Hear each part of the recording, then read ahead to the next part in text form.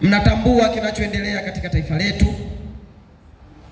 Ndugu zetu ambao wamekuwa wakipiga kelele kupinga rushwa, kupinga utakatishaji fedha, kupinga dhulma, leo hii wao ndio wanaoongoza katika swala hilo katika vyama vyao.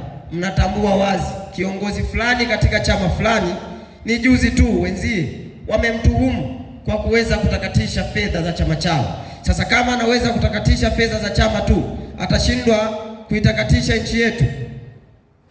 Atashindwa kuitakatisha nchi yetu? Je, tutakuwa na imani na mtu ambaye ni mtakatishaji wa kisakosi tu? Mtu ambaye ni mtakatishaji wa kisakosi tunaweza tukampa nchi yetu? Jibu ni hapana. Ndugu zangu wana vyuo vikuu mkoa wa Shinyanga, nendeni mkawajibu kwa hoja, nendeni mkawaambie wazi kwamba hawana cha kufanya, hawana cha kutueleza, kwa maana tu misingi ya haki na usawa kwenye chama chao imewashinda. Hivyo basi wakajisahihishe, wakishajisahihisha waje kwetu sasa watuambie kama kuna kitu cha msingi tunaweza tukawasikiliza.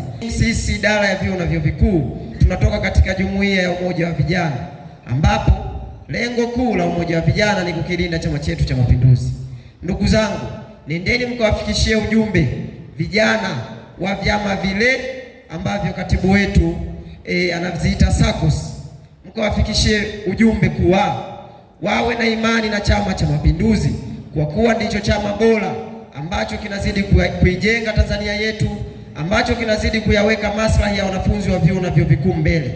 Tukiangalia mikopo tunapata, tukiangalia elimu safi tunapata. Twende wapi zaidi ya chama cha Mapinduzi? Mama Samia safi.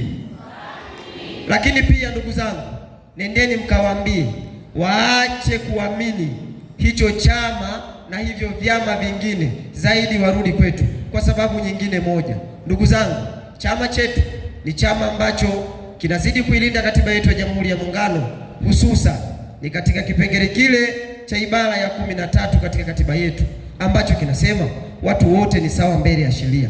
Ndugu zangu wanaseneti wa vyuo na vyuo vikuu, kwa kuyasema hayo machache, nipende kusema nashukuru sana sana Shinyanga.